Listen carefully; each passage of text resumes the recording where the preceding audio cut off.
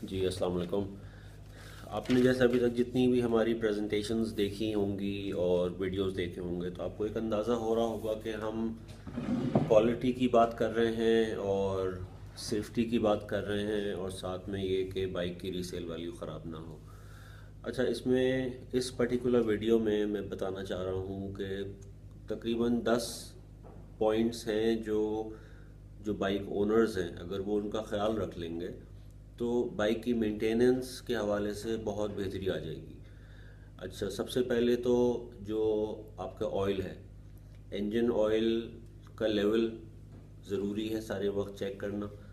अच्छा, जब नया ऑयल डलता है तो उसके बाद ये कि आप थोड़ी देर उसको या तो इंजन को स्टार्ट करके और 1500 आरपीएम पे उसको थोड़ा सा करें ताकि उसकी जो इंजन का जो ऑयल है वो सब जगह प्रॉपर्ली चला जाए। अच्छा, अगर गाड़ी 4-6 दिन बंद रही है तो भी ज़रूरी है कि आपने उसी तरह से उसको स्टार्ट करा और 1500 आरपीएम पे आपने उसको थोड़ी देर रखा और उसके बाद ताकि वो गर्म हो जाए उसके बाद उसको चलाइएगा।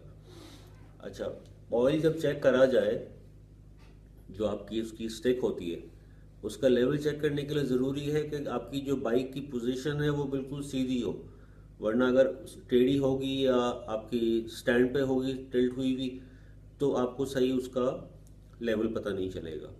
तो एक तो ये बात हो गई। अच्छा, दूसरे नंबर पे आपको अपनी बैटरी का ख्याल करना है। बैटरी के जो टर्मिनल्स होते हैं उसको ख़ास तौर पे देखना है कि वो लूज़ ना हो या उनमें क्रैक ना हो या आपकी जो प्लास्टिक की बॉडी है वो क्रैक ना हो, कहीं से कोई लीक ना हो रहा हो। अच्छा, आपके जो टर्मिनल्स हैं वो साफ़ हो, उसमें कोई जंग या मिट्टी या कार्बन आ जाता है तो वो क्लीन करते रहना चाहिए। अच्छा, तीसरे नंबर पे आपकी चेन और स्प्रॉकेट्स, ये बहुत ज़रूरी है कि चेन और स्प्रॉकेट्स को आप टाइमली चेक करते रहिए अपने हाथ से कि चेन ज़्यादा लूज़ ना हो। अगर बहुत ज़्यादा लूज़ लग रही है आपको तो उसको चेंज कर देना चाहिए। और स्प्रॉकेट ख़ास करके पीछे वाला स्प्रॉकेट, क्योंकि पीछे वाले स्प्रॉकेट पे ज़्यादा लोड होता है तो बहरहाल आगे और पीछे दोनों स्प्रॉकेट को देख लें कि उसकी जो टीथ होते हैं, जो उसके ग्रूव्स हैं, कि कोई टूटा हुआ ना हो और प्रॉपरली उसको ऑयल करते रहिए और चेन को ऑयल करते रहिए। अच्छा, अगर नई चेन डाली है तो ऑयल करने के बाद उसको थोड़ी देर चलाएं ताकि उसका जो ऑयल है वो कम्प्लीटली सारी जगह पे फैल जाए। अच्छा, एक जहन में ये ख्याल रखिएगा, ज़रूरी नहीं है कि आप हर चेन को चेंज करते हुए स्प्रॉकेट चेंज करें। एक ये फार्मूला बना लें कि हर 2 चेन पे आपने स्प्रॉकेट चेंज करना है।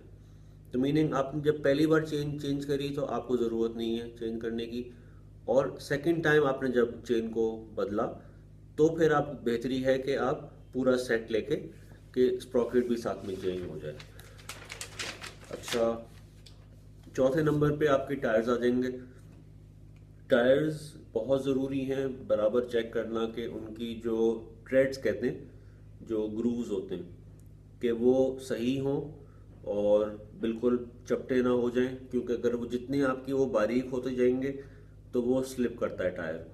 और उसके अलावा ये कि एयर प्रेशर आपने ज़रूर चेक करना है और उसकी वजह से आपकी चेन भी ख़राब हो सकती है, आपका टायर भी ख़राब हो सकता है, आपका स्पोक भी ख़राब हो सकता है। तो उसका एयर प्रेशर और उसके ट्रेड्स और उसके साइड की जो वॉल्स होती हैं कि उसमें कोई क्रैक ना आ गया हो, कहीं से कोई फटी भी ना हो, तो एक ये चेक करना है। अच्छा, उसके बाद आपने फ़िल्टर, एयर फिल्टर को आपने ये देखना है कि क्योंकि हमारे यहाँ पाकिस्तान में छोटे इंजन की बाइक्स होती हैं तो छोटी इंजन की बाइक्स में अमूमन पेपर फिल्टर होता है। तो पेपर फिल्टर को आप रिपेयर नहीं कर सकते, ना आप साफ़ कर सकते, क्योंकि पेपर होता है वो गीला हो जाएगा। अदरवाइज जो बड़ी बाइक्स होती हैं उसमें पेपर फिल्टर नहीं होता तो उसको साफ़ कर लिया जाता है धो के साबुन से, गर्म पानी से, उसके बाद उस पर ऑयल डाल देते हैं तो वो उसकी लाइफ लंबी होती है। लेकिन हमारे यहाँ पाकिस्तान में जो बाइक्स हैं वो छोटी हैं, अमूमन 70 सीसी है या 100 सीसी, 125 सीसी, तो इसमें पेपर इस्तेमाल होता है। तो जहां आपने देखा कि ये अब बहुत गंदा हो गया है और बिल्कुल ख़राब हो गया है, तो उसको वक्तन फ़वक्तन चेंज कर लेना चाहिए। डिपेंड करता है कि आपकी रनिंग कितनी है, और उसको भी अगर आपने हवा से, प्रेशर से साफ़ करते रहें, अगर ज़्यादा इस्तेमाल भी नहीं है तो उसको पीरियोडिकली महीने में एक आध दफ़ा खोल के उसको आपने प्रेशर से, ब्लोअर से साफ़ कर लिया। अच्छा, उसके बाद आ जाते हैं केबल्स, आपकी तारें। केबल्स आपके बहुत ज़रूरी हैं चेक करने। अगेन ये सारी जो टिप्स आपको बता रहा हूँ, 10 टिप्स, ये सारे ऐसे हैं कि जिससे आपकी गाड़ी की लाइफ और उसकी मेंटेनेंस और उसकी शक्ल बेहतर रहेगी। अच्छा, हम बात कर रहे हैं केबल्स की। केबल्स को ये ख़ास तौर पे देखा करिएगा कि केबल्स लूज़ ना हो। बाज़ वक़्त क्या होता है कि इस्तेमाल करने में लूज़ हो जाते हैं, और बाज़ वक़्त क्या होता है कि अगर लूज़ हो जाएं और वो इस्तेमाल करते रहें तो फिर ये कि वो पहुंच जाती है सिचुएशन ऐसी कि फिर वो बिला वजह आपको जल्दी खरीदने पड़ेंगे दूसरे। अच्छा, उसको जब आप टाइट कर रहे हुआ करें तो हल्का सा उसके अंदर ऑयल डाल दिया करें। उससे क्या होगा कि आपको उसको प्रेस करने में आसानी हो जाएगी, सख्त नहीं रहेंगे वो। तो एक तो ये हो गया। अच्छा, उसके बाद आपकी लाइट्स, देखें ये एक बहुत इम्पोर्टेंट मैटर है जो मैंने पाकिस्तान में बहुत ज़्यादा देखने में आया है, ख़ास करके देहात के इलाकों में। देखिए, बुरा वक्त किसी पे भी आ सकता है। देहातों में, हाईवेज पे, छोटे शहरों में, गलियों में सड़क पे लाइटें कम होती हैं। तो बहुत ज़रूरी है कि आपकी लाइट्स आगे की, पीछे की, आपके टर्निंग के सिग्नल्स आगे के, पीछे के, और अगर हो सके बहुत अच्छा हो कि आगे पीछे टायर के आसपास रिफ्लेक्टर्स आते हैं, रिफ्लेक्टर के टेप्स आते हैं ग्रीन कलर के या रेड कलर के, तो दूर से अगर रोशनी पड़ती है तो बाइक नज़र आ जाती है। तो इस बात का ख्याल रखिएगा कि ये सब चीज़ें आपकी ऑर्डर में हो।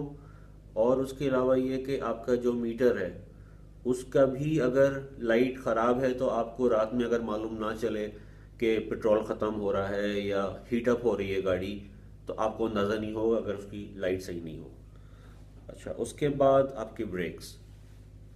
ब्रेक शू में आपको बहुत ज़रूरी है चेक करना कि आया वो उसमें क्रैक्स तो नहीं आ रहे या लूज़ हो गया है वो। बाज़ वक़्त क्या होता है कि वो सही ग्रिप नहीं करता तो वो उठने लगता है अगर ख़राब क्वालिटी का लगा हुआ है। तो ये अगेन आपने ख़ास ख्याल रखना है कि ना वो क्रैक्स हों उसमें, ना वो लूज़ हो कि वो अपनी जगह छोड़ रहा हो। अच्छा, उसके बाद नट बोल्ट। ये देखने में आया है एक अरसे से, ये खाली पाकिस्तान की बात नहीं है, दुनिया भर में नट बोल्ट को बहुत कम अहमियत दी जाती है कि क्या फ़र्क पड़ता है, और लोग सोचते हैं कि उससे कोई ख़ास इम्पोर्टेंट नहीं है, ना मेंटेनेंस के हवाले से ना सेफ्टी के हवाले से। कुछ चीज़ों का ख्याल करना बहुत ज़रूरी है, जिस जो कि सेफ्टी आपकी बहुत ज़रूरी है, और बाइक की अपनी हालत के वो जल्दी ख़राब ना हो या उसकी वैल्यू ख़त्म ना हो। आपके इंजन के जो जो बोल्ट्स इंजन को पकड़ के रखते हैं वो बहुत ज़रूरी है कि वो 8.8 ग्रेड के हों, माइल्ड स्टील के कच्चे बोल्ट्स ना हो। पाकिस्तान में मार्केट में ज़्यादातर कच्चे बोल्ट्स मिलते हैं, क्योंकि इंजन आपका एक ऐसी चीज़ है जो कि अगर उसमें हिलना जुलना शुरू हो तो वो ख़राब हो सकता है, उसके अंदर के पार्ट्स ख़राब हो सकते हैं। अच्छा, उसके बाद आपका फ्यूल टैंक है। फ्यूल टैंक भी एक आपकी बहुत हैवी चीज़ है इन्वेस्टमेंट के हिसाब से, कि वो सही तरीके से टाइट हुआ हुआ हो। उसके बाद आपका ऑयल बोल्ट। ऑयल बोल्ट बहुत ज़रूरी है कि वो सही हो, कि उसमें लीक ना हो जाए या उसकी चूड़ी ख़राब ना हो। तो ये भी 8.8 का ज़रूरी है। आपके स्प्रॉकेट के बोल्ट्स हैं चेन के साथ जो लगा हुआ होता है, वो बहुत ज़रूरी है 8.8 का होना। आपके तीनों एक्सेल, फ्रंट, रेयर और सेंटर, अगेन आपने देखा होगा कि चूड़ियाँ स्लिप हो जाती हैं। चूड़ियाँ लेमैन टर्म में कहा जाता है चूड़ी स्लिप हो जाती है, लेकिन इसकी जो टेक्निकल वजह है वो यही है कि वो कच्ची स्टील होती है।